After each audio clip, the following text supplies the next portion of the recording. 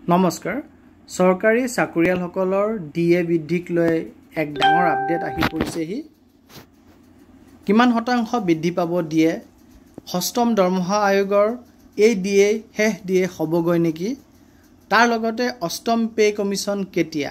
এই সম্পূৰ্ণ কথাখিনি লৈ আজিৰ ভিডিঅ'টি মই প্ৰস্তুত কৰিছোঁ কাইণ্ডলি ভিডিঅ'টি শেষলৈকে চাব চাই থকা অৱস্থাত ভাল পালে লাইক আৰু শ্বেয়াৰ কৰিব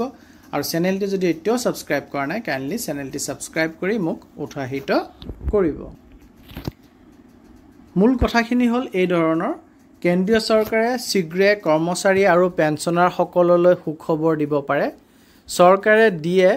4% বৃদ্ধি কৰিব পাৰে যদি এই বৃদ্ধি কাৰ্যকৰী কৰা হয় তেন্তে ডিএ বৰ্তমানৰ 55% পৰা 59% লৈ বৃদ্ধি পাব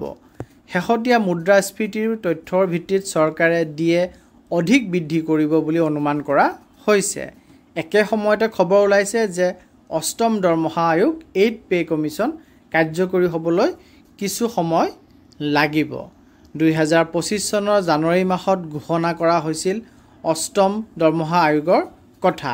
কিন্তু এতিয়ালৈকে অষ্টম দৰমহা আয়োগৰ অধ্যক্ষ নিযুক্তি দিয়া হোৱা নাই আৰু টাৰ্মছ অফ ৰেফাৰেন্সৰ সিদ্ধান্তও লোৱা হোৱা নাই উদ্যোগিক শ্ৰমিকৰ বাবে সৰ্বভাৰতীয় গ্ৰাহক মূল্য সূচাংক অৰ্থাৎ AICPI IWৰ ওপৰত ভিত্তি কৰি ডিএ চৰকাৰী চাকৰিয়ালসকলক প্ৰদান কৰা হয় 2025 চনৰ মে মাহত AICPI 0.5 পইণ্ট বৃদ্ধি পায় 144 পইণ্ট হয় মাৰ্চ মাহত 143 আৰু এপ্ৰিল মাহত 143.5 পইণ্ট আছিল সূচাংকত ধাৰাবাহিকভাৱে বৃদ্ধি পাই আছে যেন আমি দেখা পালো যদি জুন মাহত এই সংখ্যা 144.5 হয় তেন্তে 12 মাহৰ গড় সূচাংক হ'ব